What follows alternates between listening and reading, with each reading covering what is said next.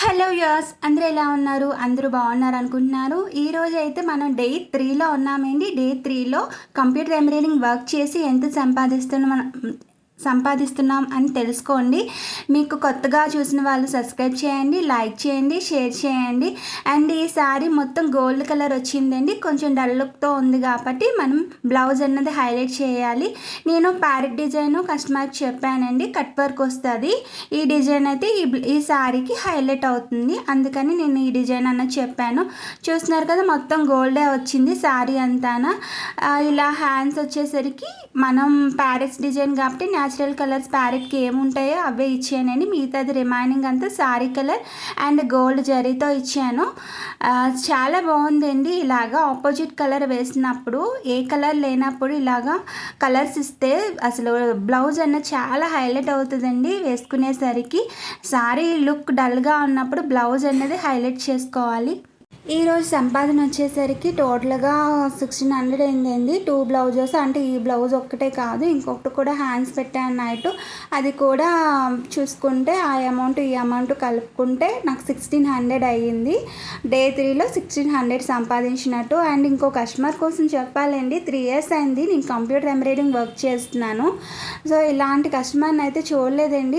Blouse అంతా work అయిపోయింది, అంతా ప్యాక్ చేసి ఇచ్చేసరికి కస్టమర్ ఏంటంటే డబ్బులు వెళ్ళిపోదామన్న ప్లాన్లో వచ్చారండి.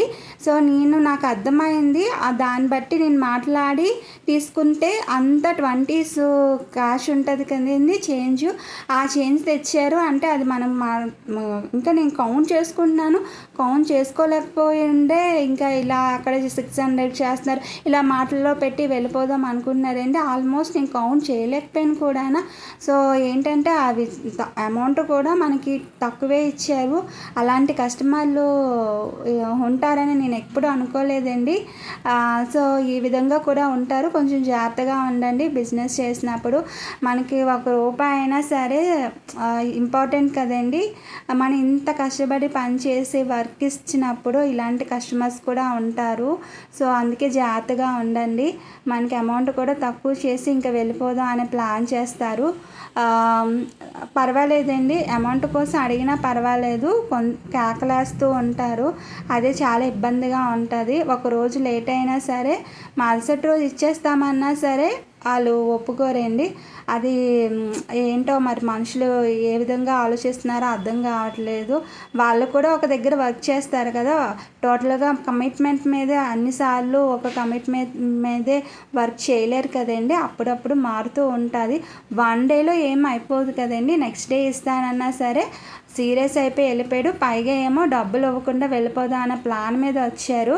సో నేనైతే టోటల్ అమౌంట్ తీసుకున్నానండి. కాకపోతే అందులో కొంత అమౌంట్ అన్నది తగ్గించే వెళ్ళిపోయారు. ఆ అమౌంట్ కూడా ఎందుకు చెప్పడం అని చెప్పట్లేదు, ఆ కస్టమర్కే వదిలేస్తున్నాను. సబ్స్క్రైబ్ చేసుకోండి, లైక్ చేయండి, షేర్ చేయండి.